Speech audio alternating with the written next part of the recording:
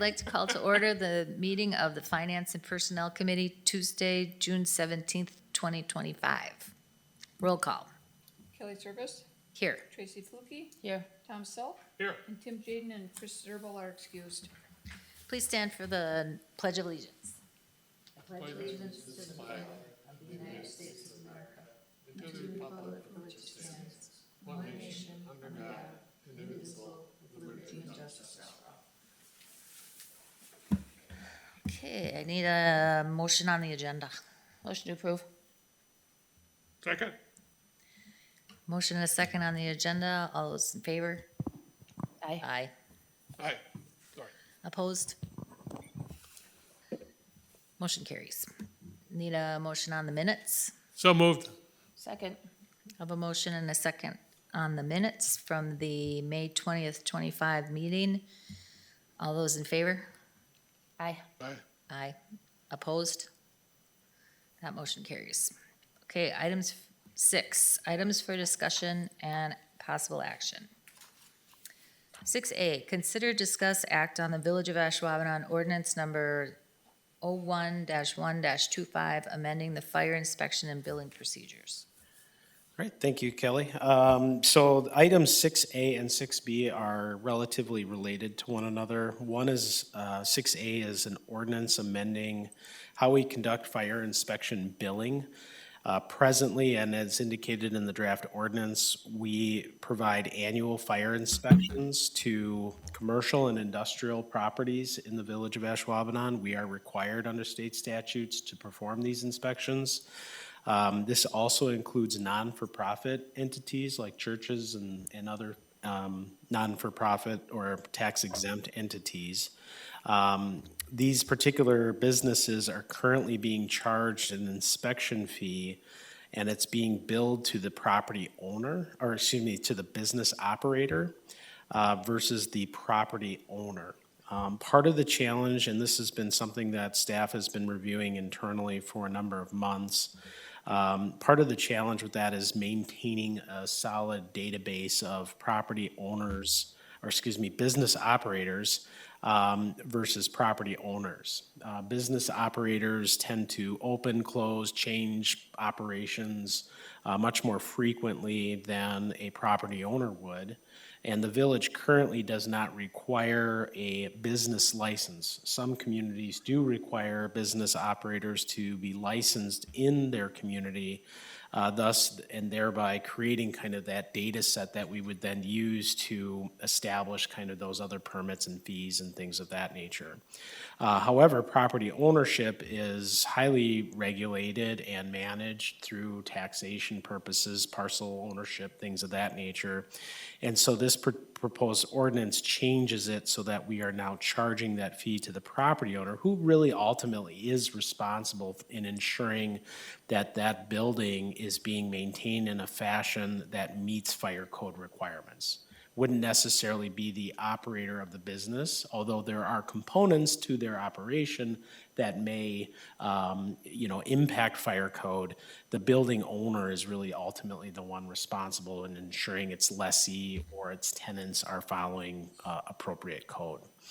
So again, this ordinance simply changes the fact that the inspection fee would be charged to the property owner versus the business operator, and it would also include any vacant properties. Our code did not include that previously, so it just cleans up that ordinance. Regardless of whether there's an operator in that building, if it is a commercial or industrial building, it is required to receive an inspection on an annual basis. Just a quick note, under statutory law, unless a municipality adopts an ordinance therefore allowing it, you are required as a municipality to perform 2 inspections per year. The village, 2 or 3 years ago, did adopt an ordinance that allows for us to reduce that 2 inspection per year requirement to 1 inspection per year. So statutes do allow municipalities to do that by ordinance. We have elected to do that to ultimately reduce the overall burden for staff to complete the inspections, as well as reduce the overall cost to the business owners, and in this particular case, the property owners for the inspection fee. So with that, I'll answer any questions that you may have. Chief Rowling is here as well. We'll talk about the fee structure in a moment, just to kind of clarify a few things. That's under item B. If this ordinance is passed, when does it go into effect? Because I know this resolution was like in January. Correct. So it would go into effect basically immediately upon posting and publication. And what we would be intending to do is prepare invoices as soon as the resolution and ordinance have been adopted. Mail those out. Those bills would be effective for the 2025 year, inspection year. Property owners would be required to pay their bill within a certain time period. And then if they are delinquent in their payment, that late charge would then be placed on their tax bill like a delinquent charge would if they missed payment for water or sewer charges, things of that nature. So it would go into effect in 2025 for this billing year. Chief, what kind of things would they look for in vacant properties if we're inspecting them? And Grab one from Sarah. okay.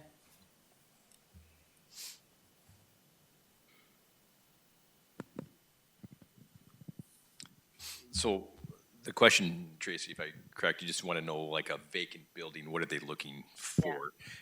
Basically, just like any other fire inspection, it has to be up to code. Is exit door, or is the exit signs working? Is there something that needs work on that based on the NFPA, there's a violation?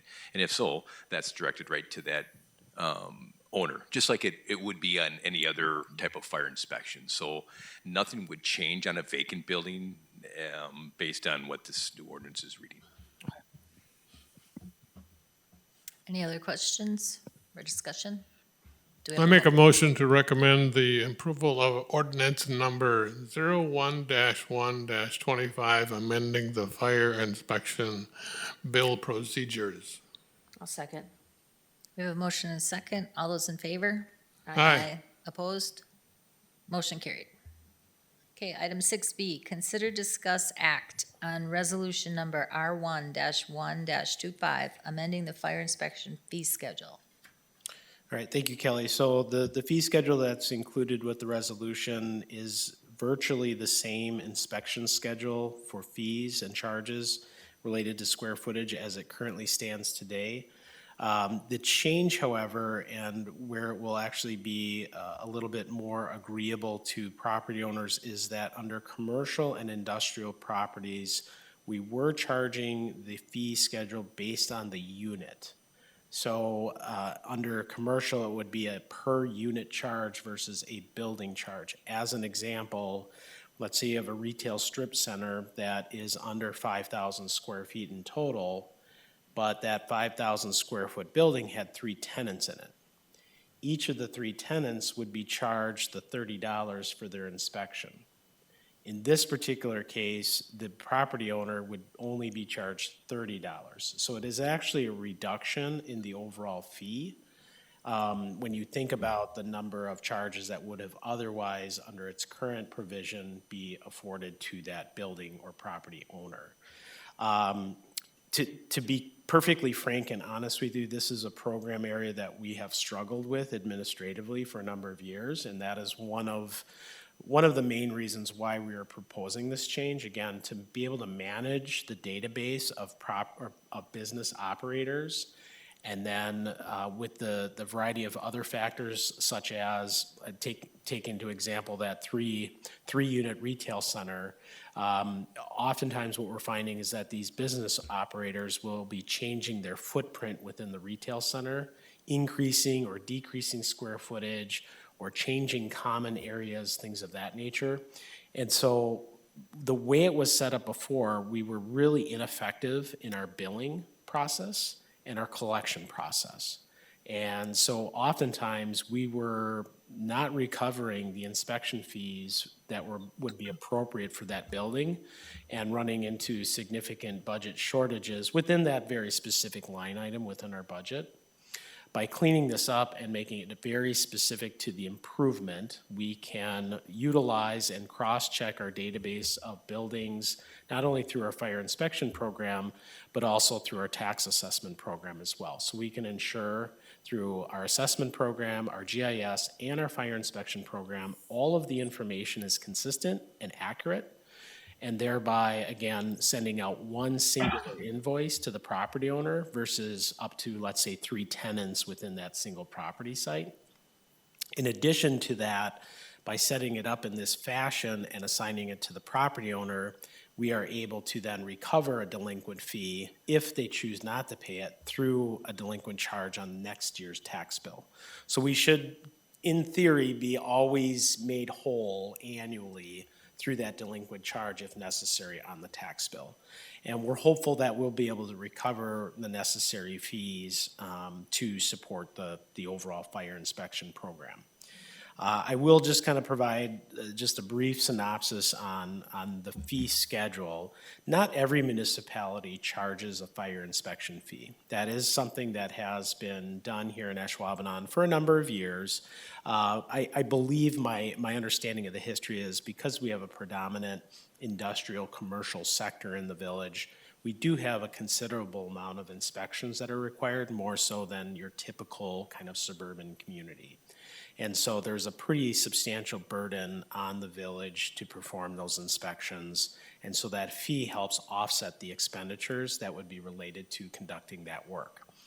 With that being said, as I mentioned before, the state requires us to do at least 2 inspections unless by ordinance we relegate to 1.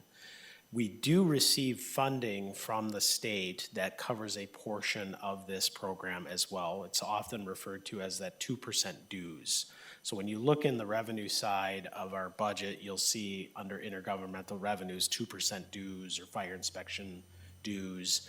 That's a general aid payment from the state to support prevention and education programs like inspection. Those 2% dues don't necessarily fully cover the cost of the full prevention education program that departments are required to pay. This inspection schedule of fees and charges is used to help bolster that amount of revenue to support the programs that are required to be provided by the village. So with that, again, the actual fee per square foot per type of use, whether it be residential, commercial, industrial, is exactly the same as it is today. The difference is instead of charging that fee per unit, we would just charge it to the total amount of square footage for that building. Because of that change, there will likely be a reduction in total revenues that come into the village. But again, it'll be that much easier to manage and determine what is an appropriate fee based on the amount of time that's being expended for each inspection. So again, with that, I'll take any questions and Chief Rowling can answer some as well. Any questions or discussion? Just a general question. When let's say you have a 37 unit or 30, do you have to go into each individual unit to do an inspection, or how does that work? Are you saying like a apartment building or? Yeah, an apartment building. So the apartment buildings, no, you're actually looking kind of like the common ways, the common hallways. Again, you're looking at doors, you're looking at Knox box access so that we can get into certain ones. But that a lot of times is on the landlord themselves, the burden for that. We are inspecting the building, so you kind of think of the shell, the common hallways, the areas where the public's going to be at. Again, we could talk about this forever, Tom, about contractually they cannot change the inside of their homes or their apartments, for instance. So that is already set kind of how in their lease saying nothing can be modified, nothing can be changed. That would, and in fact have a building or a fire inspector, I should say, come over and have to look into that. So something like that, no, we're, again, anything underground, a basement, we're in there inspecting all that. Waterways and such, again, signs, Knox box, doors, entries, ingress, egress, but nothing inside an apartment. How does a condo unit work? You still do the building, So- or how does that? Correct. We are not inside that living space, just like your home. We don't come inside your home and inspect and make sure, hey, do you have a fire inspector or do you have a fire extinguisher here or something like that? It's a common way. And again, that's all based on the NFPA standards. They're the ones that kind of dictate the who, what, where, when, and why, and what we can and cannot inspect. So, and then they're pretty strict, and strict as in for the people that own like the certain areas. So if there's a 4-complex condo, for instance, again, any type of public access way where people will kind of come and go, that can be inspected, that will be inspected, and then based on certain codes, those are what are enforced. So inside, no, that's, again, just like your home, that I don't walk in there and say, hey, Tom, turn your TV off, I'm gonna check your inspection tonight. That's invasion of privacy. I don't wanna do that to you. Unless you want me to, my friend, but. Thank you. Okay, do we have a motion? I'll make a motion to recommend approval of resolution number R1-1-25, amending the fire inspection fee schedule. Second? We have a motion and a second. All those in favor? Aye. Opposed? Motion carried. Okay, item 6C, consider, discuss, act on the recommendation on draft 2024 salary and wage grade matrix for non-represented general employees and LTE seasonal wage matrix. Okay, thanks, Kelly. This is a really simple one. There was a position that is being added to our wage scale and job class for summer seasonal LTE positions. As part of the attachment for the packet, you can see a yellow highlighted line on page 2 of that salary matrix to allow for a paid on-premise paramedic position. These are part-time positions that are, again, paid on premise is different than paid on call. So paid on call individual is a call goes out, that person responds to a pager, that call for fire or EMT type responder service. They arrive to the station and then they're dispatched or sent to the scene of the incident from the station. Paid on premise is a situation in which an employee is here at the station being paid a wage, in this case an hourly wage of $28 an hour. Basically, in the event a call is brought in, that person can then respond to that call immediately from the station versus from work or from their home or from school or something to that effect. We are looking at adding some paid on-premise paramedic staff to our department to work predominantly day or kind of a power shift type schedule. That's going to be determined by the chief and by the department as to what the greatest need is. To give you a little bit of history on this position, this paid on-premise staffing was conceived as part of the current collective bargaining agreement with the Ashwaubenon Public Safety Officers Association to allow for this type of paid on-premise staffing to alleviate some of the burden that our current paramedics are facing on shift. Unfortunately, we were not successful in implementing the program just through some issues with prior administration. With new administration, we were able to work with the union in devising kind of a sound memorandum of understanding as to what that would look like. And so both administration and the department and the union are agreeable to that concept. And so we are able to now begin the process of advertising and recruiting these individuals.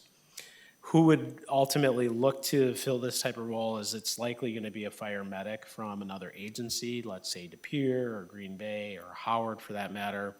And on their days off, much like our officers on their days off, because they work, let's say, a 24 or 48-hour shift and then may have 2 or 3 days off, they may look to pick up some additional hours with another agency to earn additional income. And so that's what we're trying to attract is individuals that may be on their off day from their career position and they want to pick up some additional hours with us at a competitive pay.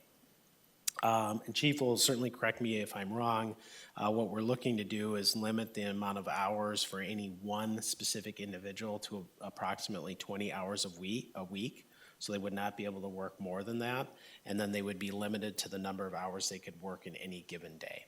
And again, that's in concert with conversations we've had with the union, because again, their interest is to ensure and protect members within their association, and that this particular position, this paid on-premise paramedic, is not intended to replace any one full-time professional member of our public safety department. So with that, I'll answer any questions that you might have. Obviously, Chief Rowling has some specifics as to the program that he can certainly answer for you as well. How was the wage determined, Joel, for the 28 an hour? I'll let Chief kind of touch on that a little bit. So we looked at the different services around and what they were offering and what it was taking. And actually, we had a couple, and I appreciate Joel saying that the administration and the union worked together on this. They did a lot of the lead work themselves, coming to us and saying, how can we make this work? So to your point with that, Tracy, was that they looked at other services and they brought forward, here's kind of the wage. So if we're going to keep it kind of at a lower wage, we're not going to attract anybody because they're already at different services, paid on premise departments.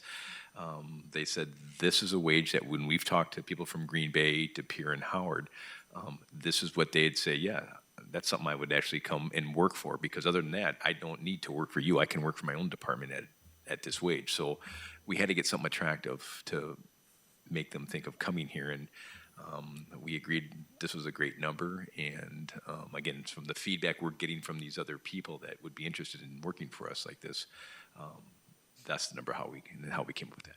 So it's right in line, maybe just a little bit better than one or two other departments, but yes, we want them to come to us, not stay there.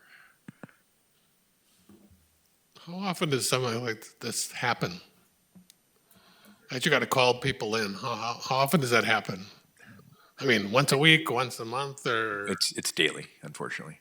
daily? Really? It's daily, yeah. And I mean, good news is we had one that just became a paramedic today. But to become a paramedic for the village, or for anyone for that matter, it's 9 months. So if you have no training, you are literally going to school for 9 months, taking the tests, and then you're getting the blessing, obviously, to become a paramedic. But we've had 2 paramedics that have left today, another one that's off at this time. So our staffing right now for paramedic is rather low. And this will certainly help with the shifts, as well as the paramedics that are already on shift that are running 16 hours a day.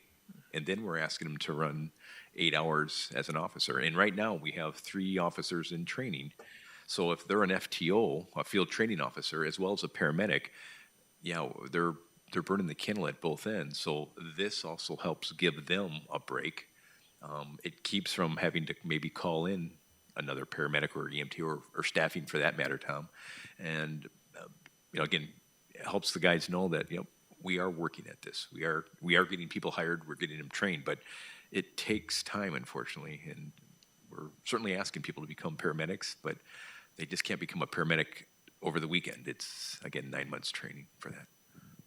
Okay, thank you. Just kind of, elaborate on that a little bit. So if you think about how our officers work kind of a different schedule now, but just assume that you have a 24-hour shift. Of that 24 hours, 8 of it is specifically designated as a patrol officer. Another 8 of that is, generally speaking, you're thinking of kind of that first response team out, if you will. And then you may have another 8 hours over that 24-hour period where you're kind of, you will respond to calls, but you're not that first out crew, if you will, right? But if you're limited with the number of paramedics and we're running an advanced life support agency and you only have 1 or 2 paramedics on that shift, on that 24-hour period, now you're running not only your 8-hour patrol shift, but a full 16 hours as a paramedic. So you don't have any downtime or just a time to take a breath, if you will, over that entire 24-hour period.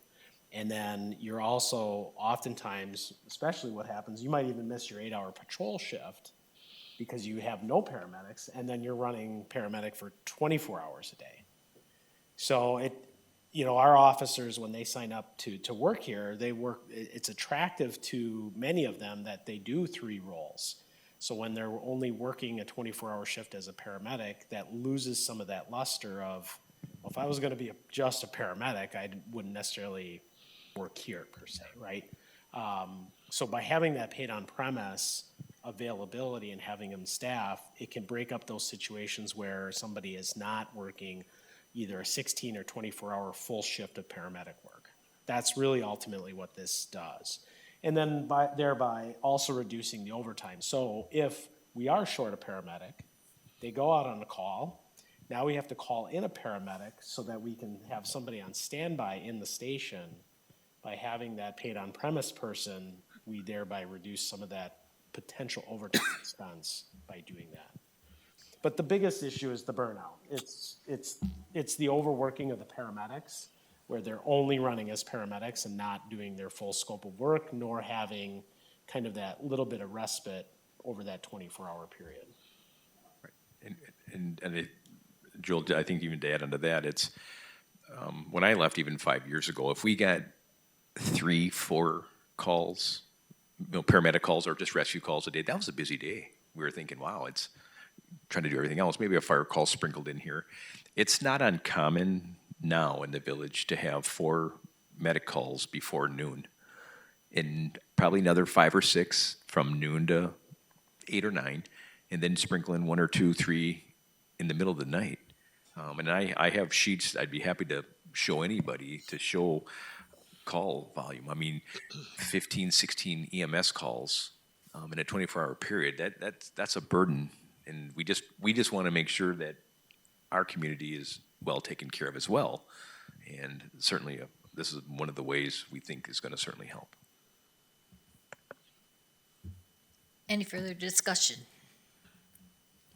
I'll make the motion to recommend the village board to adopt the 2024 salary, wage, and grade matrix and the LTE seasonal wage motion adjusted as presented. I'll second. We have a motion and a second. All those in favor? Aye. Opposed? Motion carried. All right, any items for the next agenda?